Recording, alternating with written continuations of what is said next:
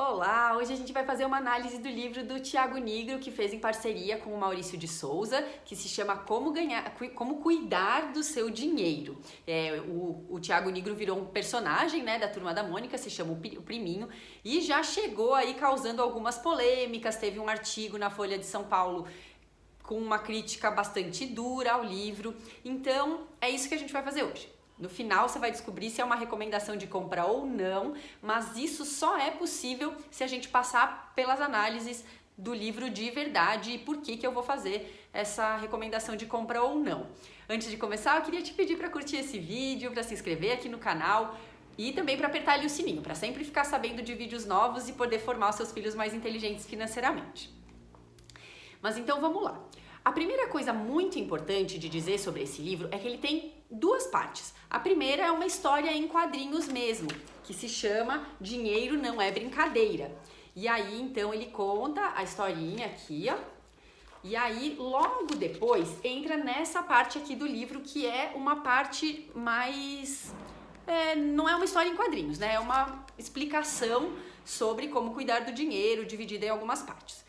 Então, é importante a gente entender que eu vou falar primeiro da primeira parte, depois da segunda parte e depois a gente vai continuar para até chegar na análise final. Sobre a primeira parte, que é a história em quadrinhos, eu vou te falar que eu achei muito legal. Eu gostei bastante e eu não só leria para o meu filho, como eu já li para o meu filho. Essa é a parte que causou mais polêmica e a parte que o autor lá do artigo que critica, que ele se refere. Ele não fala tanto do resto do livro, ele fala mais sobre essa parte aqui da história em quadrinhos. Primeiro, deixa eu explicar o que eu acho legal.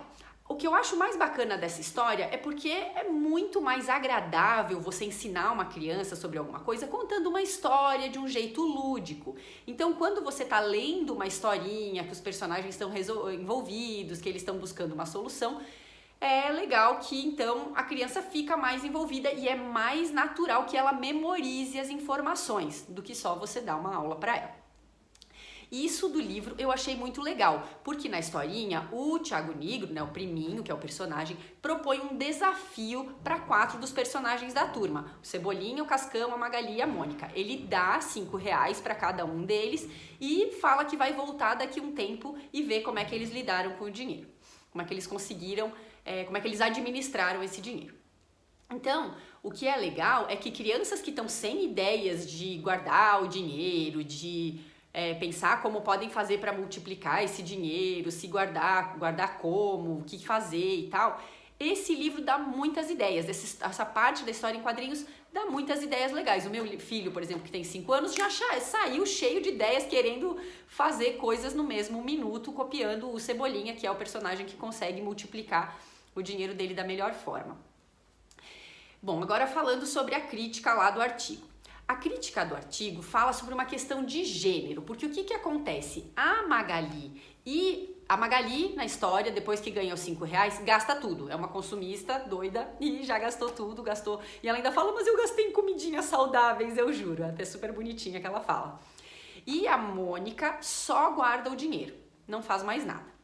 Os meninos, o Cascão, compra algumas coisas que ele chama de sucata. Eu não entendi por que ele comprou a sucata, por que ele não pegou a sucata da própria casa, mas enfim, ele comprou a sucata e vendeu alguns brinquedos e conseguiu multiplicar o dinheiro dele. Se não me engano, ele dobrou.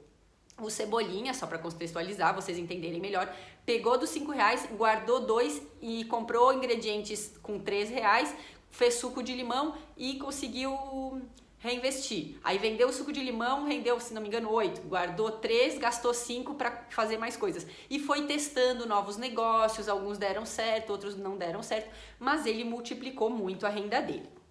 Então, de maneira geral, a história é legal porque dá essas ideias para as crianças. E vocês sabem que eu já fiz aqui mesmo no YouTube muitas análises de livro, eu achei que essa história se resolveu de um jeito muito legal, bem suave mesmo, de um jeito bem literário, de leve, mas que passa lições bacanas para as crianças. Mas eu realmente me incomodei um pouco. Eu acho que o autor do artigo lá da Folha de São Paulo tem razão. Não precisava fazer essa questão. Já é tão difícil para as meninas romperem padrão, a expectativa da sociedade já é que os homens sejam os provedores da família, já existe uma coisa da princesinha que vai encontrar o príncipe encantado e vai ser sustentada pelo resto da vida, cuidando da beleza, blá blá blá. Então assim, eu não achei que precisava, podia ter variado, podia ser o Cascão, um consumista desenfreado, e a Magali podia ser... E assim, até algumas pessoas falaram, ah não, mas isso segue as características dos personagens. Eu não vejo por quê. A Mônica não é uma consumista, ela é uma comilona. Então assim, ela na verdade podia ser o Cascão, que comprou uma aparelhagem para se proteger da chuva, ou o Cebolinha, que comprou coisas para se preparar melhor para os planos infalíveis. Então, não acho que é uma questão de características dos personagens, e acho sim que podia ter um cuidadinho um pouco maior para a questão de gênero. E nesse caso, como o Thiago Nigro não é um educador, não é assim formado, não é especializado em crianças, a crítica talvez nem seja tanto para ele, apesar de que eu acho que ele podia sim ter pensado nisso.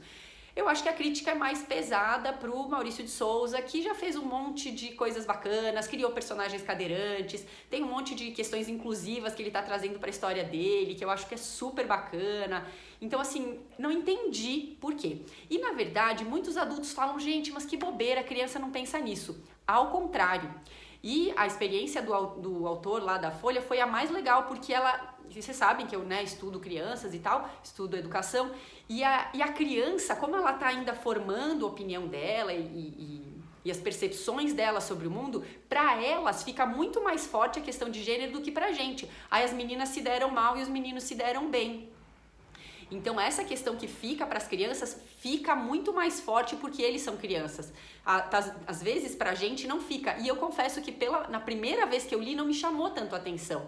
Mas as crianças sim, normalmente têm essa característica que chama a atenção deles. Especialmente quando se discute a história. Então eu fico imaginando se esse livro fosse discutido na escola, que ruim que é as meninas se dando mal e os meninos se dando bem. Não acho que é uma lição saudável. De qualquer forma, agora vamos falar da segunda parte do livro, da parte aquela que fala mais aqui em texto e que ele fala muitas explicações. Eu acho sobre essa outra parte que para vários conceitos de finanças ele encontrou boas soluções, boas maneiras de explicar para as crianças. Mas eu não acho, eu tô falando que nem o Thiago Nigro, né? Mas eu acho que é um livro mais de consulta, sabe? Eu acho que a história ficou bem... A segunda parte ficou um pouco pesada. Não imagino as crianças lendo pelo prazer de ler, assim, sabe? Ficou, assim, um pouco maçante, muito conceito, por mais que ele use bons exemplos. Então, eu gostaria de manter esse livro na minha casa para consulta. Então, quando eu estiver falando com o meu filho, ou quando você estiver falando aí com o seu filho e tiver dificuldade de explicar algum conceito, dificuldade de explicar para ele por que, por exemplo, um dinheiro parado em casa durante muito tempo perde valor, explicar, por exemplo, a inflação, aí você pode pegar esse livro e usar como um bom recurso para você adequar a sua linguagem para um jeito que a criança vai ter facilidade de entender.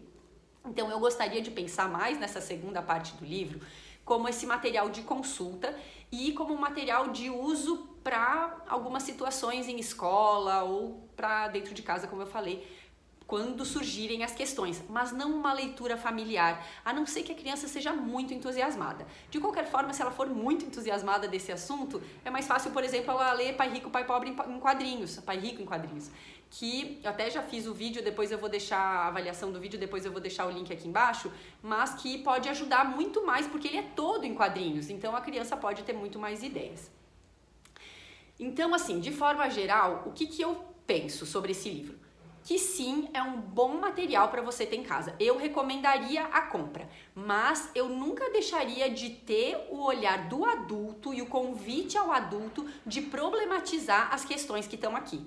Então, eu acho bem legal como recurso para você discutir e tal, mas traz para a criança, puxa, por que as meninas não se deram bem? Que chato, né? Eu acho isso uma coisa que não faz sentido. Eu acho que as meninas podem ser tão estimuladas quanto os meninos e assim por diante. Outra coisa que eu sempre falo para vocês é propor durante o dia a dia de vocês desafios para as crianças. E esse livro pode te trazer alguns jeitos bacanas de propor desafios para as crianças, como se fossem brincadeiras. Para te dar um exemplo, eu vou mostrar esse aqui, ó. Olha só, é o Nimbus, né? Aqui ele coloca aqui R$10 dentro do cofrinho e depois de um tempo ele pega 9. E esse é uma ideia de desafio porque você pode mostrar só a imagem para a criança, sem ler, sem nada. E por que você acha que isso faz sentido? O que quer dizer isso? Por que isso aconteceu? E aí propõe para ter a resposta só mais tarde, só no dia seguinte, só na semana que vem, enfim, como funcionar aí na sua família, mas que a reflexão vai ser mais bacana. E quando você trouxer a resposta, que pode ser a própria leitura do livro, vai fazer mais sentido, a criança vai estar mais interessada. E aí você pode usar também os desafios que ela falou aqui. Agora que é final de ano, pega algum valor de alguma coisa e olha no ano que vem para ver se na mudança do ano teve a mudança do valor. Então tem umas coisas que você pode fazer sim com as crianças de uma maneira divertida, mas como eu falei, mais como um guia, como um apoio do que só a leitura dessa segunda parte de um jeito maçante. Bom, enfim, ficou longo aqui, mas é que é uma análise que precisava de mais cuidado, até por causa das polêmicas, mas espero que vocês tenham gostado e qualquer dúvida, por favor, não deixem de me contar. Um abraço e até a próxima!